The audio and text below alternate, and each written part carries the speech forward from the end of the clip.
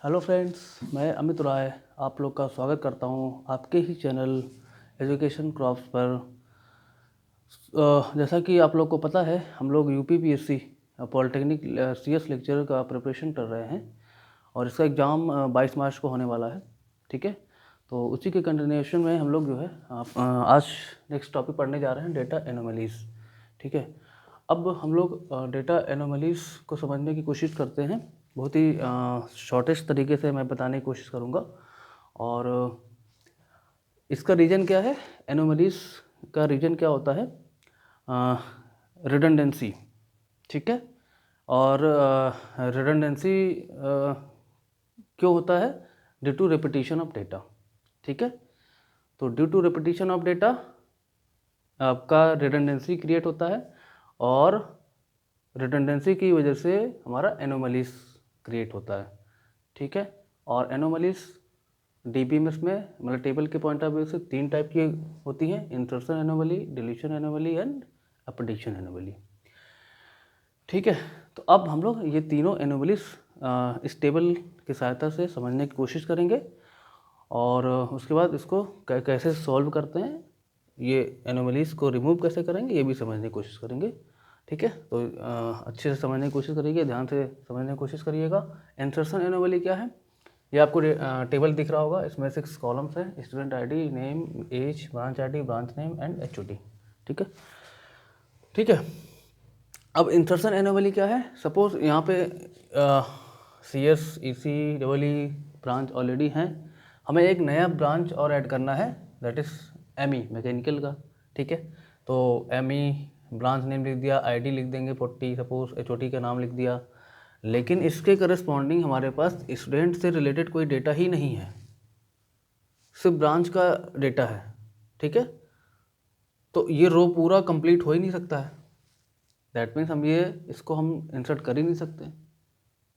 ठीक है, that is what we call it insertion anomaly. Getting my point? And what is deletion anomaly? तो deletion anomaly में क्या है, सपोज हमें डबल ई ब्रांच के डेटा को डिलीट करना है पूरा। ठीक है, तो हम डिलीट कर दें, मान लो, है ना, ये डेटा हमने क्या कर दिया, डिलीट कर दिया, लेकिन इसका मतलब क्या हुआ, हमें पूरा रो डिलीट करना होगा। दैट मीन्स हमें ये भी तो डिलीट करना पड़ जाएगा, मतलब इससे करस्पॉन्डिंग जो स्टूडेंट का डेटा हमारे स्टोर है वो भी तो डिलीट करना पड़ जाएगा, and that is not required, ये हमारी रिक्वायरमेंट नहीं है। ठीक है, तो इसके साथ साथ ये भी डिलीट हो जाएगा अनावश्यक, जो कि हमें डिलीट नहीं करना है। That is what we call it deletion anomaly. And last one is updation anomaly.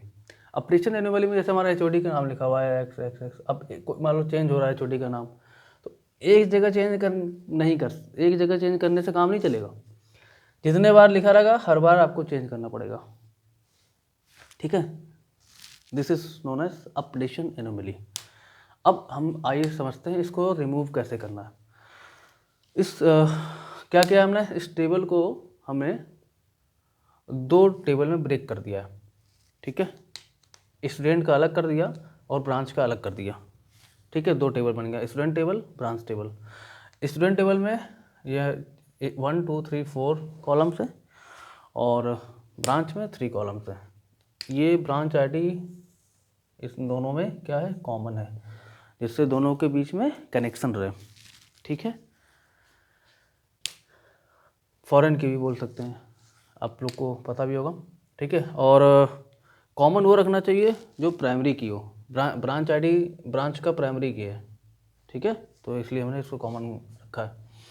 अब देखो, इंसर्शन एनोमली, हमें किसी भी अदर ब्रांच का डेटा इंसर्ट करना है, सपोज ME डेटा इंसर्ट करना है, सिंपली यहाँ पे हम क्या कर लेंगे, नाम लिखेंगे, ब्रांच आईडी लिखेंगे, HOD नेम लिखेंगे। इस टेबल से कोई कनेक्शन ही नहीं है, मतलब यहाँ जैसे यहाँ पर प्रॉब्लम आ रही थी कि स्टूडेंट का डेटा ही नहीं था, लेकिन यहाँ पे ऐसी कोई प्रॉब्लम ही नहीं है, ब्रांच का इन्फॉर्मेशन है, स्टोर कर लो, no problem. Insertion anomaly remove हो गया। डिलीशन एनोमली, सपोज हमें डबल के डेटा को डिलीट करना है ना, सिंपली ये रो क्या हो जाएगा, डिलीट हो जाएगा, स्टूडेंट्स का कोई डेटा डिलीट नहीं होगा, डिलीशन एनोमली रिमूव्ड। और अपडेशन एनोमली में क्या है, CS का HOD चेंज हो रहा है, X की जगह पे S आ रहा है। सिंपली एक जगह पे हमें अपडेट करने की ज़रूरत है, एक से ज़्यादा जगह पे अपडेट करने की कोई ज़रूरत ही नहीं है। ठीक है, तो ये हमारा अपडेशन एनोमली भी रिमूव हो गया। ठीक है, कैसे पॉसिबल हुआ ये? सिंपली क्या हुआ, रिपीटिशन ऑफ डेटा रिमूव नहीं कहेंगे, मिनिमाइज हो गया, क्योंकि देखो यहाँ पे रिपीट तो हो ही रहा है एक बार, लेकिन इसीलिए मैं कह रहा हूँ रिपीटिशन ऑफ डेटा पूरी तरीके से रिमूव नहीं हो सकता है, मिनिमाइज हो जाता है, और मिनिमाइज करने से ही एनोमलीज सारी क्या हो जाती हैं, रिमूव हो जाती हैं। तो आज का टॉपिक यहीं पे फिनिश करता हूँ मैं। आई होप आप लोग को समझ में आया होगा। प्लीज़ कमेंट करिएगा। हमारी वीडियो समझ में आ रही हो तो प्लीज़ कमेंट करिएगा। मैं उसको, अगर कोई भी प्रॉब्लम होगी तो मैं इसको ज़रूर उसको सॉल्व करने की कोशिश करूँगा। ओके, अगर वीडियोस अच्छी लगती हो तो please share, like and subscribe my video. Thank you so much.